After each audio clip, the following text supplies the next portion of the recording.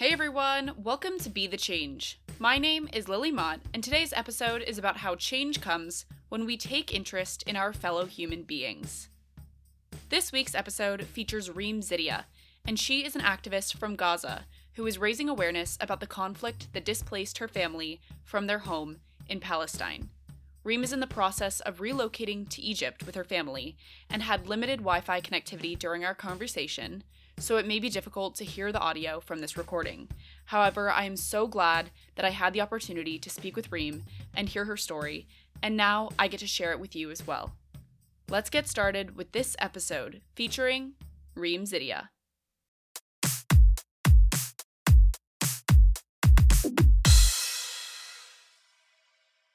My name is Reem Zidiah. I'm 23 years old. I studied English translation. I graduated from Al-Azhar University here in Gaza. And I started working, I told you I was just a fresh graduate. And what inspired me was, I don't know. I know that I live in a country which the world calls controversial. Lot of complicated things happen here.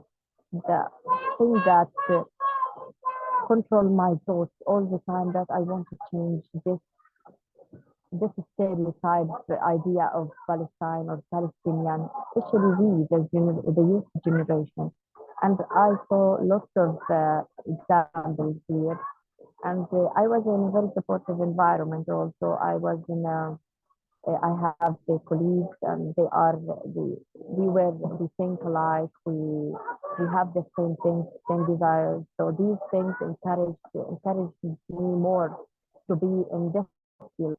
I didn't know what I wanted to work in exactly, but I knew one thing, that Palestine will be the main thing in my life for the last days of my life. If I can make a change in one person, I did my thing. I achieved my goal. That was a great introduction, Reem. Can you tell me more about how you got involved with Girl Up? I found your Instagram profile and reached out to you through Girl Up's feature of you. So how did that connection happen, and how did you get started working with them? So this is what happens with Girl Up. With days and months go on, they've helped me. They helped me to make a GoFundMe link because I've lost my house. My family and I were displaced many times. It's 11 months. This is long time. Long time. We've lost everything. These are the most difficult days in our life. They supported me in every possible way. Some of them I can say, and some others it was emotional support. All the girls were supporting me, fixing me in the most difficult times. So yes, besides Girl Lab, I also worked some media outlets. This is it during the depression, but I was completely focusing on getting help for me and for my family, and also working to document what's happening. So if I see anything that is that can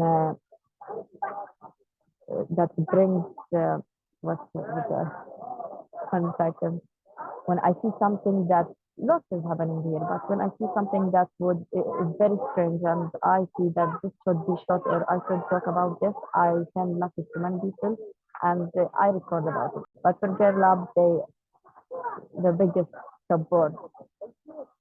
Can you tell me a little bit more about the work that you've done to raise awareness in the media? How has that work been for you, and why did you choose to start reaching out through the media? In a country, in the media, working in the media opens lots of doors for you. And as I told you, I wasn't completely sure whether I want to work in media or in organizations or in charity or anything else. But everything, all these, I have my English language is quite good. So everyone's telling me that. So I'm responsible to reach, to deliver a message to these people. And my English language is the common thing between all these things. So if I wanted to work in media, my English language can help me with that. In translation, my English language helps me with that. In organizations and everything, they need language. So the language was the basic. I had the language since my childhood and during my study years and then in university. So my language was, I don't know if it's good, but yes, it was good. So this is the common thing for me that helped me to mix all these things. I was, you must try in this thing in an organization. And I loved working in organizations. Each organization has a media section, so you can mix, so you can work in media and still work in an organization. So this is the thing. I told you, I live in a country that has stories all the time. We had problems even before the education, and now we have more problems. We are the topic of the hour. Everyone's talking about us right now. And I think that this is probably the most important question for you, but how can people support you, your family, and all of the work that you're doing now? Yes, as I told you, I'm not very active on social media and all that, but I'm also trying. Being active on social media is very difficult right now because I am each 2 months or anything we are displaced from the place we are staying in. So how people can support me? They can. I have a GoFundMe for my family and I. I just made it this week with the help of the Girl Lab, of course. They've helped me to for the living costs in Egypt because it's sad when you say you have a home but you can't live in it. We will leave. We are once the borders will open, we will leave because here you have 100 ways to be killed. If you're not got killed by missiles or anything, you will die from hunger. You will die from disease. So this country, it was very difficult. We are very exhausted. We've lost many things, not material things. Our house was gone, yes, but I'm not comparing my loss to each to other people's loss.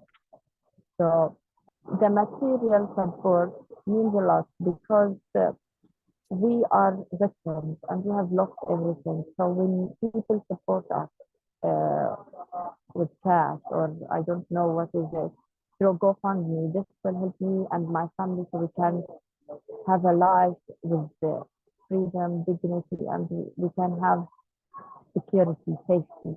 This will enable us. Unfortunately, we can't control this because Egyptian officials they force us to pay this money so we can live. Can you imagine in the history nothing happened? I've never read anything about this. I live in these circumstances and I can't believe it.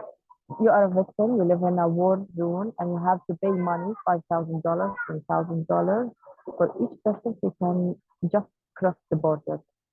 This is what happens. Not that all Gazans are greedy or anything, but really the material support me. For me, because this is for me and my family. For me as Reem, I want to complete this. I want to go on with all the media and this. I say that I'm working during the war. This will be very beneficial for me in the future. Um, People can support me by if any media outlet to talk about any situation, share videos, photos to talk about anything. I am ready. This will help me a lot, open lots of doors to me. As I said, I was cut off the internet for a while. We were in Khan Yunis and we were recently, we came here recently at Deir al-Balah. And this is the first time for me that I live in a camp. As a Palestinian, it's been 10 months and I didn't live in a tent or anything. So it's very hard for me right now. Uh, I'm trying to cope with everything. Uh, as I told you, I want to go on with this, but I don't have the right path. I don't. I'm trying. So if anyone can help me with that, maybe can help me with that. Any media outlet or any organization who would like to help. Want anyone from inside Gaza? Inshallah, after I go out of here, I'll be more relaxed and everything. I'll try to uh, I'll try to work hardly on the ground, not only online. We have lost everything, and now literally we are being bombed, and then we are. You should leave now. It's a war zone. I'm hoping that we can get people to listen to this story and learn more about you and support you. So, I have one more question for you.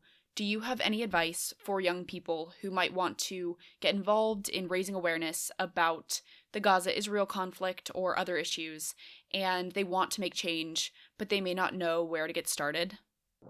I would say that uh, this is not the beginning, and this won't be the end. What happened in Gaza was happening for since 1948.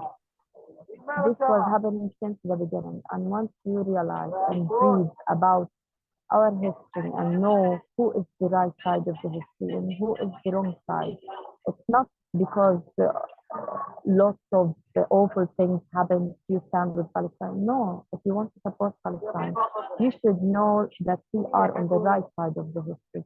We are not only victims. We have the right to live on this land. I have the right to live on this land, and now I had to go out of this land so I can live. This is what they did for us.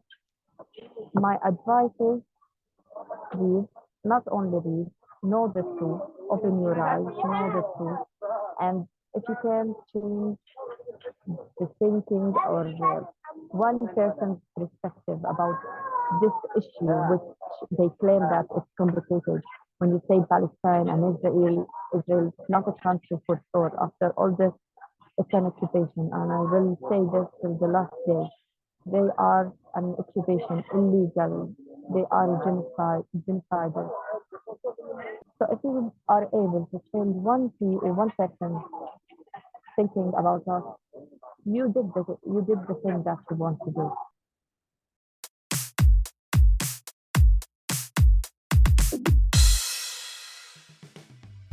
I'm so glad I got to talk with Reem, and I'm honored that she shared her story with me. If you'd like to support Reem and her family as they relocate to Egypt, I have included a link to her GoFundMe fundraiser in the description of this episode. I think speaking with Reem and hearing about the challenges she faced and will continue to face, even when she makes it to safety in Egypt, made me remember why I started this podcast and why I've continued to produce this podcast for the last 4 years. Sharing our own stories and listening to other people's stories are such powerful tools to instill empathy and, for a moment, step into someone else's shoes.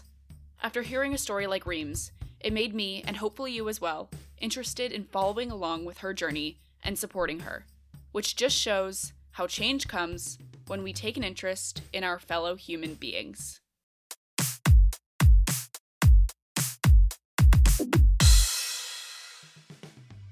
Thank you so much for listening to this episode, and you can find Reem on Instagram, and I included that link in the description of this episode. If you want to talk about anything I mentioned, please reach out to me by email at lily@bethechangepodcast.org or on Instagram at Be The Change Media Network. I am working on expanding Be The Change Media Network, which means bringing you more inspiring stories from amazing guests. If you enjoyed this episode, I would really appreciate it if you could leave the podcast a rating and a comment, because it will help these stories to reach, educate, and inspire more people. And I would also love to hear your thoughts and feedback. Tune in for my next episode, but until then, be the change you wish to see in the world. Bye, guys.